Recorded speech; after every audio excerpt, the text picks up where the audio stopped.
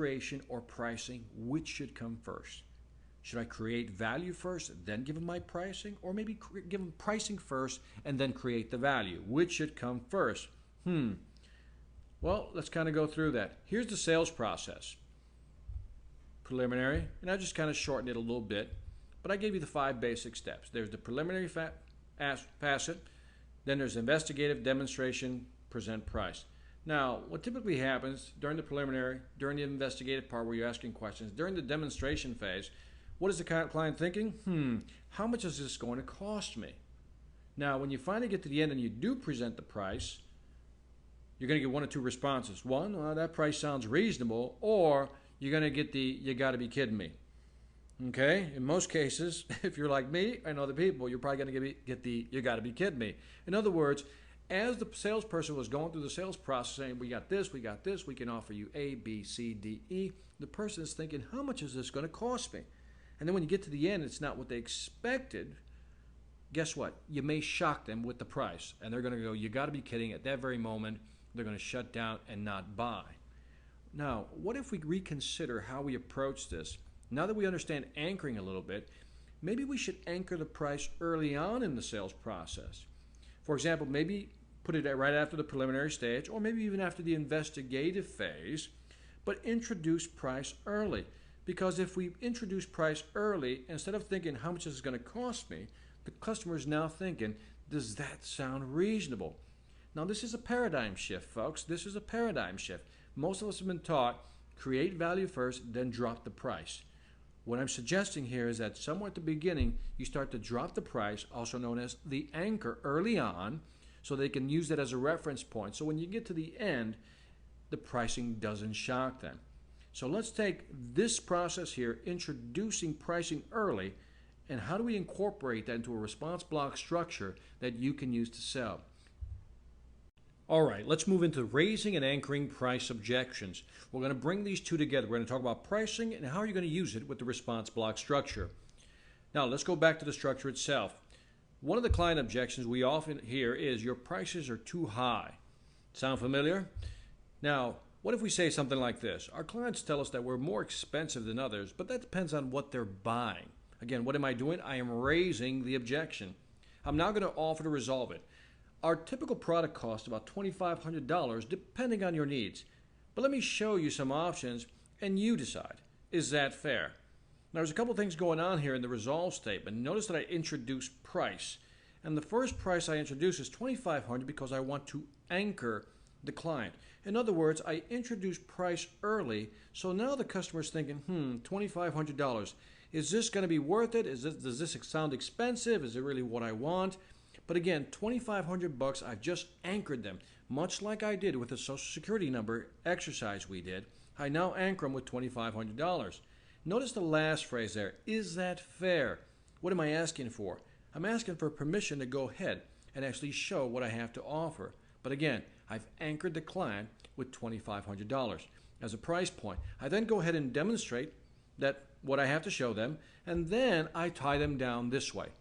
Now, we have a $2,500 option, as I mentioned. We also have a $1,500 option, and we also have a $500 option. Based on what I've shown you, which of these best fits your needs and or budget? Now, let's look at this closely. This is very important. We have a $2,500 option, a $1,500 option, and a $500 option. What do you think the client is thinking when they've seen these other options? If you guess relief, you're probably right. Because they were thinking $2,500. Wow, $2,500. And then we showed them at the end $1,500 price point and a $500 option. They're thinking, oh, so there are things that can be bought at a cheaper rate. Now, based on what I've shown you earlier, when you're offering 3 options, which option do you think they're going to go for?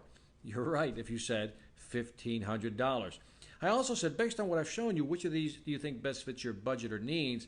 And at that point, what you're asking the customer for is to kind of give you an idea of where they fit in this little hierarchy of pricing. Are they $2,500 people? Are they $1,500 people? Or are they $500 people? Don't be surprised if they point straight to $1,500. Now, next one, contrast and framing. There's a gas station. You're driving down the road, and this is what you see. $1.39 per gallon, but if you pay cash, it's only $1.29. Now, there's another gas station that says it's $1.29 per gallon, and if you use a credit card, it's $1.39. Now, they're both the same when you really look at them, but which gas station do you think you'd stop at?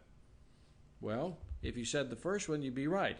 See, it's $1.39 per gallon, but if you pay cash, it's a discount of $1.29. Now, if you start out at $1.29 and you jack it up to $1.39, that's viewed as a surcharge.